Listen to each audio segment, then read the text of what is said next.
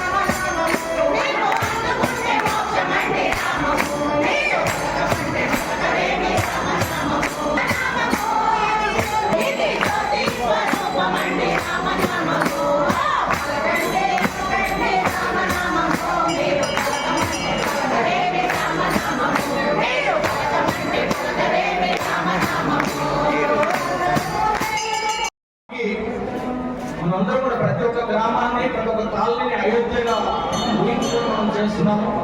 దానికి అందరికీ సంతోషం. ఎలాంటి ఇన్సిడెంట్స్ కాకుండా జరుపుకోవాలని చెప్పేసి కోరుకుంటున్నాము. మనకి తెలుగు వారికి అయోధ్య కూడా చాలా అవినాభావ సంబంధం ఉంటుంది. ఏంటో తెలుసా, శ్రీరామ యొక్క యంత్రాన్ని, గర్భగుడిలో పెట్టినటువంటి యంత్రాన్ని మన తెలుగు వారైనటువంటి చీరాల వాసి రూపొందించాడు. అదేవిధంగా గర్భగుడి యొక్క తలుపులు కూడా హైదరాబాద్ టింబర్స్ వల్ల రూపొందించారు. కాబట్టి దాదాపు 300 సంవత్సరాలు అయితే 500 సంవత్సరాలు కాబోతుంది. మళ్ళీ పునర్నిర్మాణం ప్రతిష్ట అనేది జరుగుతుంది. కాబట్టి సో అందరికీ సందర్భంగా శుభాకాంక్షలు చెప్తూ పేరు పేరున ధన్యవాదాలు తెలియజేస్తాను. భారతీయులకే కాకుండా ప్రపంచంలో ఉన్నటువంటి భారతదేశ మూలాలు ఉన్నటువంటి ప్రతి భారతీయుడికి ఈరోజు గర్వించదగ్గ దినం. ఎందువల్లంటే ఈ రోజు నుంచి అయోధ్య రామ్ ఉన్నటువంటి భారతదేశంగా గుర్తింపబడుతుంది. ఇది భారతదేశంలో ఉన్నటువంటి 145 కోట్ల భారతీయులందరికీ కూడా ఇది ఒక గర్వకారణమైనటువంటి పవిత్రమైనటువంటి దినం.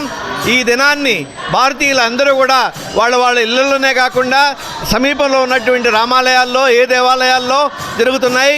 ప్రత్యేకించి ప్రగతి నగర్లో పట్టాభిరామాంజనేయ స్వామి దేవాలయంలో మన చల్లా సుధీర్ రెడ్డి గారి నాయకత్వం క్రింద ఇక్కడ ఉదయం నుంచి భజనా కార్యక్రమాలు జరుగుతున్నాయి. ఇంకాసేపట్లో ఈ డైరెక్ట్ వీడియో ప్రసరణ కూడా జరుగుతుంది.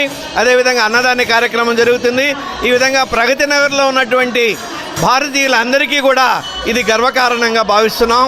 ఈ దీంట్లో మాకు భాగస్వామ్యం లభించినందుకు మా పూర్వీకులు వాళ్ళకి లభించినటువంటి ఈ పవిత్రమైనటువంటి దినం ఈరోజు మనకు లభిస్తున్నందుకు మనమంతా కూడా చాలా గర్వకారణంగా, అదృష్టంగా భావిస్తున్నాం.